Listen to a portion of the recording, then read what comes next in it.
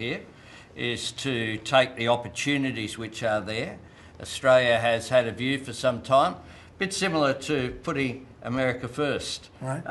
Our plan's called A Future Made in Australia, which is about not just digging things up and exporting them, but how do we make sure that we have across the supply chains with our friends being able to benefit, seize those opportunities. So we certainly see part of what this is about isn't just digging things up, it's also about processing, including the joint ventures between Australia and the United States. Can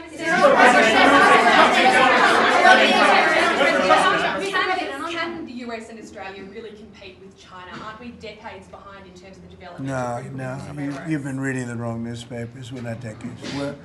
We are way ahead of China militarily, the United States. We're way ahead of them in every form of military, other than they're building a lot of ships, and we'll have that started.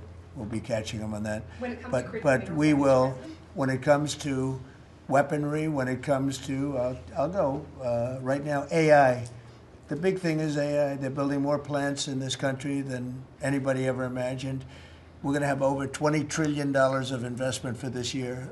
The most we ever had was a tiny fraction of that.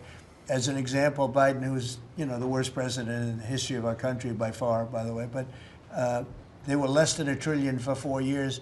We're already now breaking $18 trillion of investment in 8 months. 18 trillion. No country in history has ever done that. We're way ahead of China in AI, and we're way ahead of China militarily from the standpoint of the sophisticated weapons. We have weapons that a lot of people don't even know about it. I got them started 4 years ago. I rebuilt the military 4 years ago, fortunately, because Biden didn't do anything but give a piece of it away to Afghanistan. Fortunately, as much as it sounded like it was a small part of what I built, but the Afghanistan giveaway was one of the worst. That was probably the most embarrassing day in the period in the history of our country. But we have the greatest military. We have the best equipment. We have the best manufacturers of equipment. We have the best weapons. When you look at our weapons, I've been talking a lot about our weapons. Everybody wants our weapons.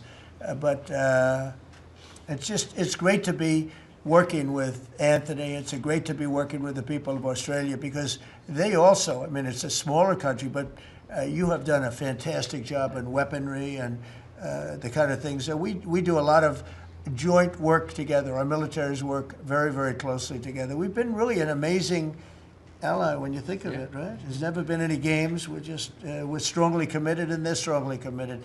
There are some games with other countries, but there haven't been games with Australia.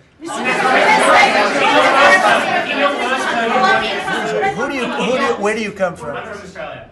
Who are you with? The Sydney Morning Herald. Nasty guy. Go ahead. Oh, sorry. I was just going to ask a question. All right, go ahead.